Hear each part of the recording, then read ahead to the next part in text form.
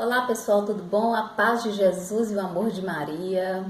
Hoje, nossa igreja celebra, a partir de hoje à noite, nesse fim de semana, nós vamos começar da abertura à última semana do tempo do Advento.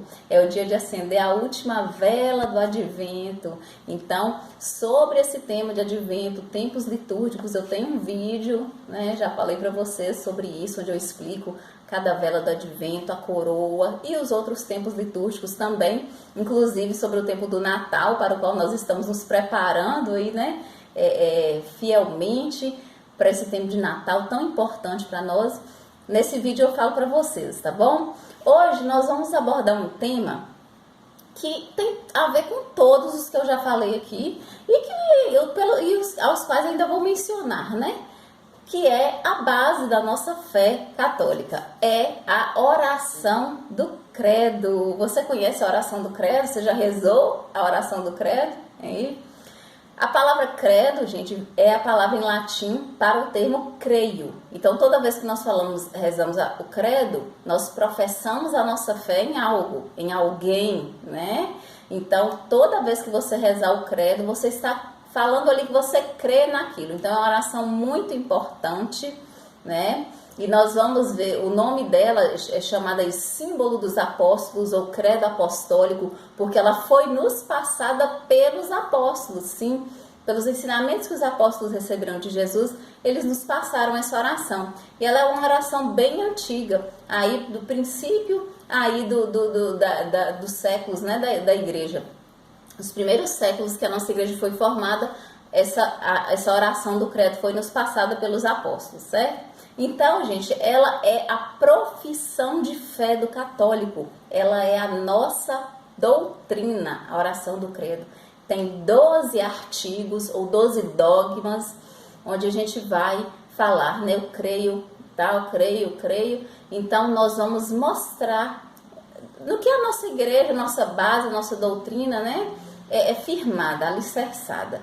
E todos esses artigos, todas essas afirmações estão em textos bíblicos. Nós não tiramos isso do nada. Os apóstolos não tiraram isso do nada. Está baseado ali nos ensinamentos que foram passados por Jesus, também pelas escrituras antigas, mais antigas ali também do Antigo Testamento. E nós vamos ver o credo ali, essas afirmações em várias passagens aqui na Bíblia. Então vamos lá, vamos começar a destrinchar esses 12 artigos, esses 12 dogmas do credo. Então a gente começa assim, Creio em Deus Pai Todo-Poderoso, Criador do céu e da terra. De onde é que a gente tira isso? Como assim, Deus Todo-Poderoso, Criador do céu e da terra? No livro do Gênesis, nós vamos ver aí no capítulo 1, logo no início, vai falar que no princípio Deus criou o céu e a terra. Deus criou tudo, Nós sabemos que Ele é o Deus Criador. E também, quando Ele se apresenta para Moisés, Ele fala, eu sou o Deus poderoso. Então, por isso, creio em Deus Pai Todo-Poderoso. A Deus, é atribuído todo o poder, tudo vem de Deus. Todo o poder, toda a glória vem de Deus.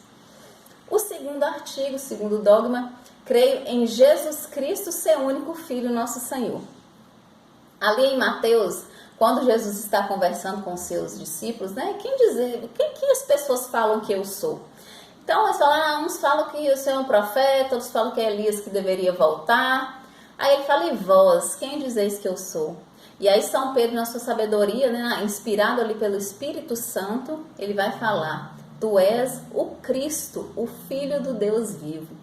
E aí nós vamos ver então que Jesus é o Filho unigênito do Pai, é aquele que veio para nos salvar e que a partir da vinda de Jesus, da sua morte, ressurreição, da libertação, dos nossos pecados, Ele nos libertou, nos redimiu. Então Ele abriu os céus para nós e Ele abriu essa paternidade do Pai a nós. Antes de Jesus, ninguém ousava chamar Deus de Pai. Não falavam, não pronunciavam nem o nome de Deus, porque falava que era desrespeito. Tanto que quando Jesus falava que Ele era Filho de Deus, foi um dos motivos pelos quais Ele foi condenado, porque Ele se chamava Filho de Deus. E hoje a gente chama Deus de Pai com todo amor e carinho, porque Jesus nos aproximou de Deus, nos mostrou como Deus é bom e é um Pai amoroso. E aí o terceiro dogma, terceiro artigo, foi concebido pelo poder do Espírito Santo e nasceu da Virgem Maria. Ora, esse dogma maravilhoso nós vamos celebrar agora, né, no Natal. Ali em Lucas nós vamos ver a concepção, o anúncio do anjo Gabriel a Maria, né, e ela ficou cheia do Espírito Santo. Então o verbo se fez carne. Em João nós vamos ver, né, o verbo se fez carne. E aí então o quarto dogma é: sofreu debaixo de Pôncio Pilatos, ou padeceu sob Pôncio Pilatos, né? Foi crucificado, morto e sepultado.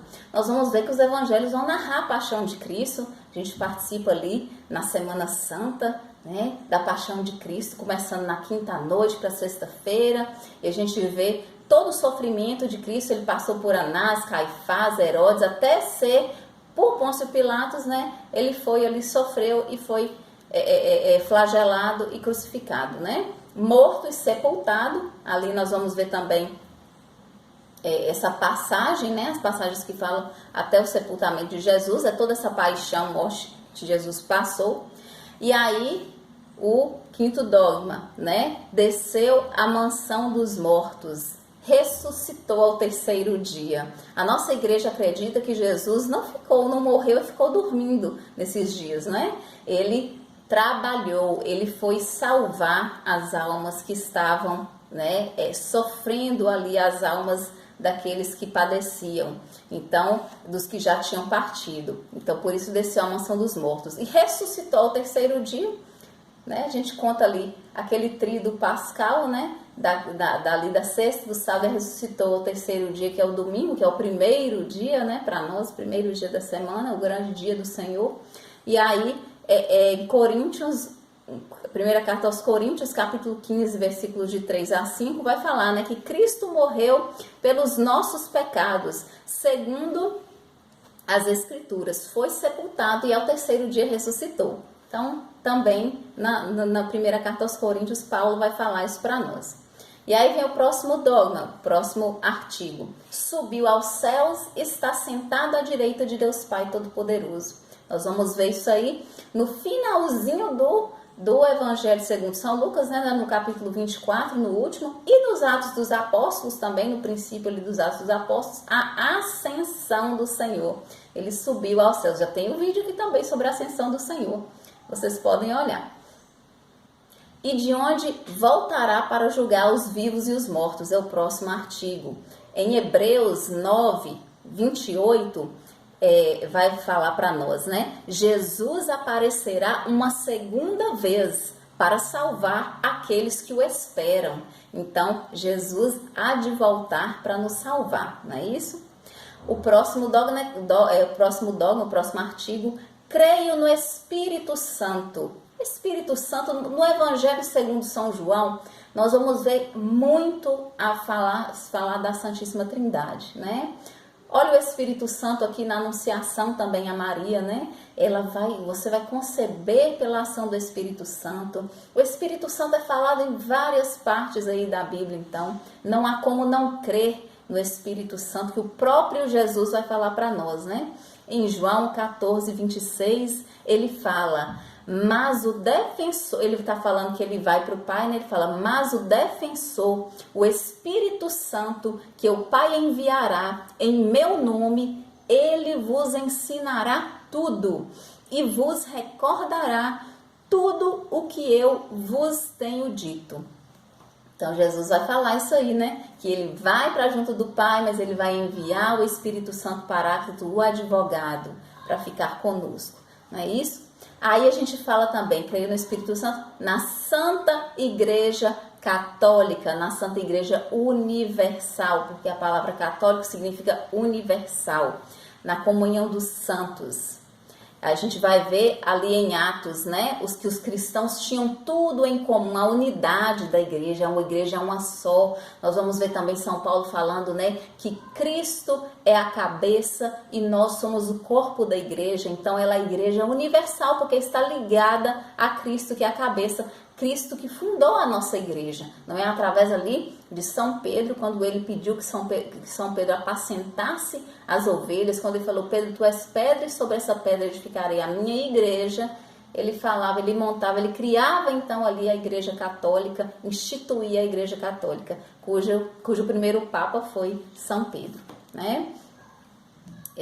Então Paulo fala isso para nós, e na primeira carta de São João, no capítulo 1, versículo 3, vai falar também: isso que vimos e ouvimos, nós vos anunciamos, para que estejais em comunhão conosco, e a nossa comunhão é com o Pai e com o seu Filho Jesus. Então aí a unidade da igreja, né? A comunhão dos santos, todos nós, gente, somos chamados à santidade. Jesus fala, né, sede santos, como eu sou santo, né? Então, sede santos, nós possamos chegar a essa santidade. Quem sabe um dia, né? É uma canonização, mas não necessariamente essa. É a vida de santidade, a vida de seguindo o que Jesus passou para que nós fizéssemos. Essa é a vida de santidade, é fazer o bem, é viver bem com o próximo, conosco mesmo, é seguir os 10 mandamentos, né? Então, isso é a vida de santidade, tá?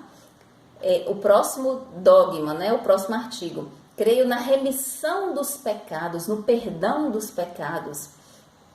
Aí a primeira carta de São João, a primeira carta de São João, capítulo 1, versículo 9, vai falar: se reconhecemos os nossos pecados, então Deus se mostra fiel e justo para nos perdoar os pecados e nos purificar de toda injustiça.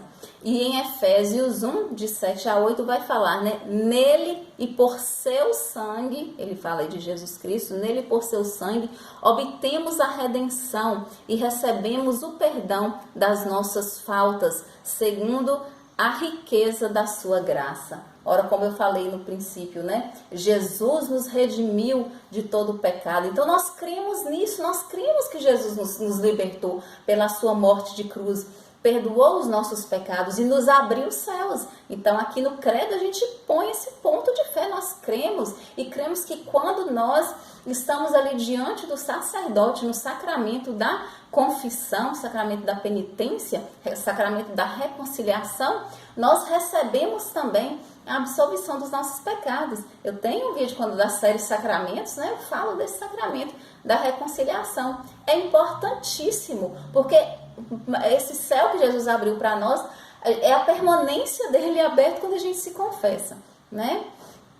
E aí, então, creio na remissão dos pecados, na ressurreição do corpo, na ressurreição da carne. Jesus vem falar para nós também como ele ressuscitou, como ele havia ressuscitado Lázaro, né? O corpo, não é só o espírito, mas a ressurreição do corpo mesmo, também nós cremos, porque ali também na carta aos Coríntios, primeira carta aos Coríntios, capítulo 15, versículos de 42 a 44, vou até ler aqui para vocês diretamente da Bíblia, o que São Paulo vai falar para nós.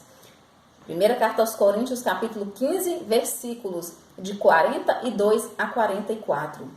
Coisa semelhante acontece com a ressurreição dos mortos. Semeado corruptível, o corpo ressuscita incorruptível. Semeado na desonra, ressuscita na glória. Semeado na fraqueza, ressuscita no poder. Semeia-se um corpo animal e ressuscita-se um corpo espiritual. E Jesus fala para nós, quando ele é questionado por um dos saduceus também, nós vimos essa leitura esses dias, né? Dos saduceus vai falar assim, que aqueles não acreditavam na ressurreição dos mortos. Ele vai falar: Senhor, havia uma mulher que ela era casada, né, com um homem que tinha outros 7 irmãos, e aí esse homem morre e não tem filhos. Então ela é dada em casamento a outro irmão, que depois também morre e não tem filhos. E assim essa mulher vira esposa de todos os irmãos, eles todos morrem sem ela ter filhos, e por fim ela morre. Esposa de quem que ela vai ser na ressurreição? Aí Jesus vai falar: vocês não entenderam nada, vocês não entenderam. Na ressurreição não há os homens não se casam nem se dão em casamento, são como anjos, né? São uma unidade, não tem... aí ele vai falar para nós essa ressurreição do corpo. E em muitas outras passagens Jesus vai comentar isso também. Então nós cremos na ressurreição, que ela vai acontecer, né? A ressurreição do corpo dos mortos depois da segunda vinda de Jesus, que nós esperamos, né? Não sabemos o dia ou a hora, estamos vigilantes, como esse tempo do advento, nós não só vivemos um tempo de preparação para o Natal, na lembrança da vinda de Jesus, de um menino que nasceu e nos libertou e nos salvou, mas esperando a segunda vinda do Senhor.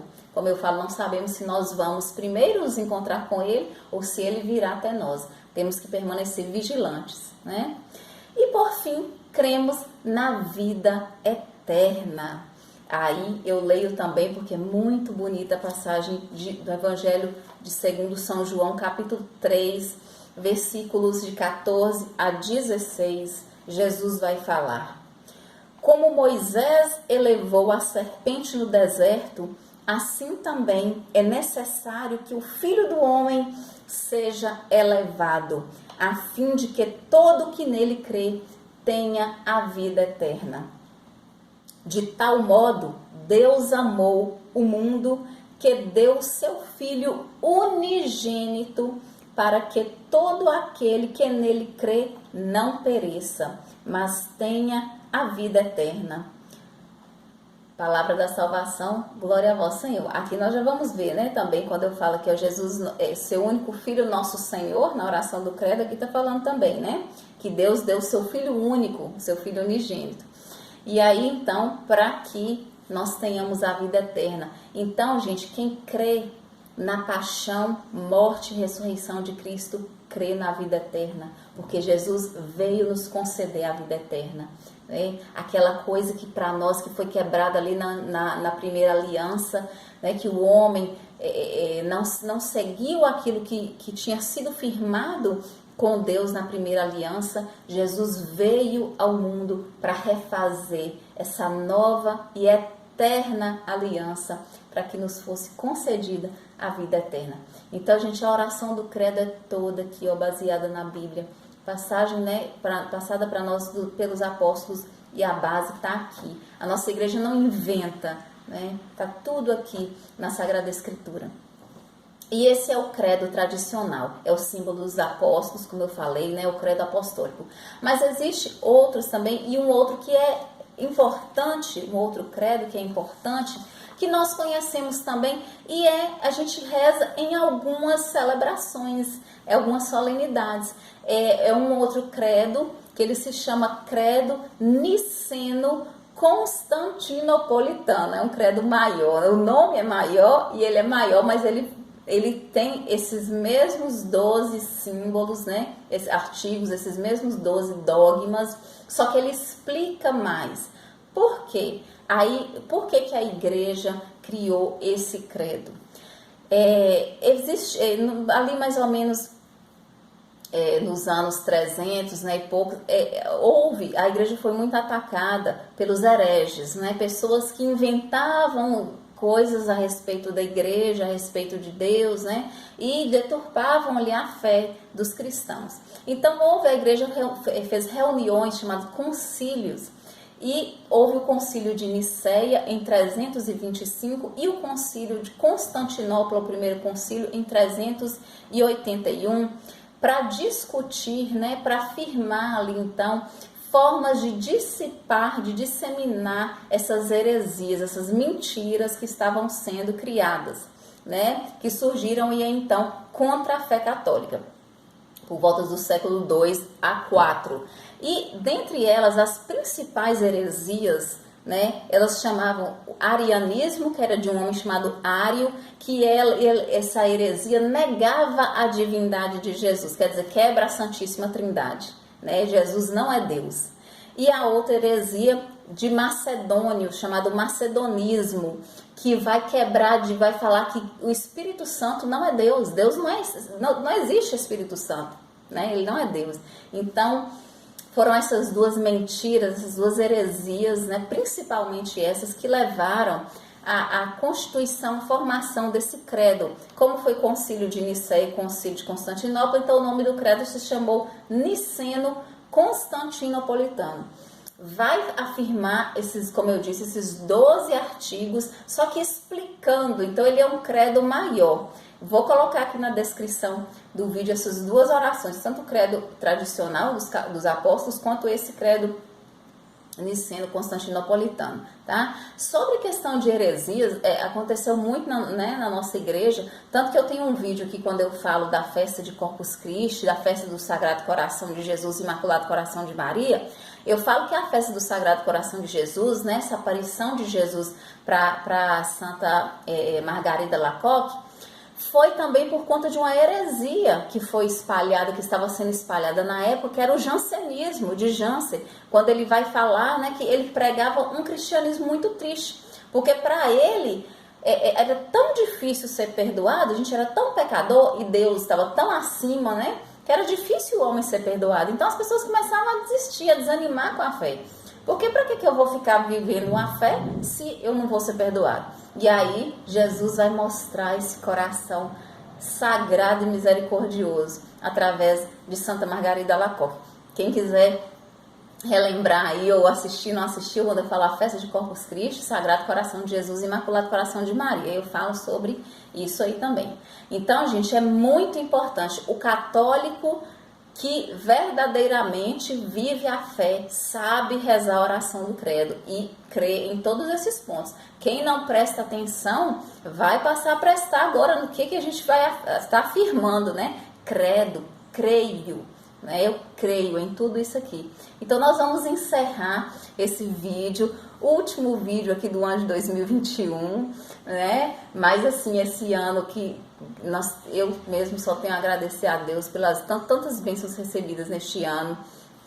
Não tenho como não crer em Deus, porque tantas coisas maravilhosas aconteceram, não só na minha vida, mas nas de muitas pessoas. Então, se nós hoje estamos aqui, estamos vivos, nós temos que render graças a Deus e cada vez mais reafirmar a nossa fé nesse Deus maravilhoso, uno e trino, na nossa Santa Igreja, em tudo que Deus nos proporcionou, né, através dessa a nova e eterna aliança que firmada, né, com Jesus Cristo, entre Deus e a Igreja, todos nós.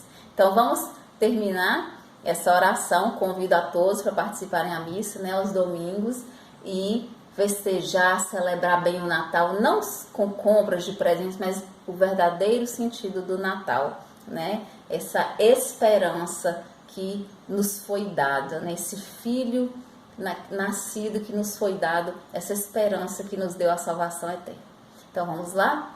Creio em Deus Pai Todo-Poderoso, Criador do céu e da terra, e em Jesus Cristo, seu único Filho, nosso Senhor, que foi concebido pelo poder do Espírito Santo, nasceu da Virgem Maria, padeceu sob Pôncio Pilatos, foi crucificado, morto e sepultado, desceu à mansão dos mortos, ressuscitou ao terceiro dia, subiu aos céus, está sentado à direita de Deus Pai Todo-Poderoso, donde há de vir a julgar os vivos e os mortos.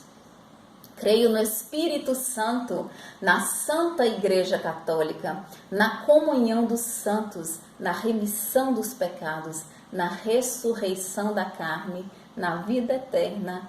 Amém. A paz de Jesus e o amor de Maria continue com todos vocês e vamos permanecer firmes na fé, crendo no amor, na proteção, na libertação de um Deus que é Pai, Filho e Espírito Santo. Amém. Até o próximo vídeo, com a graça de Jesus.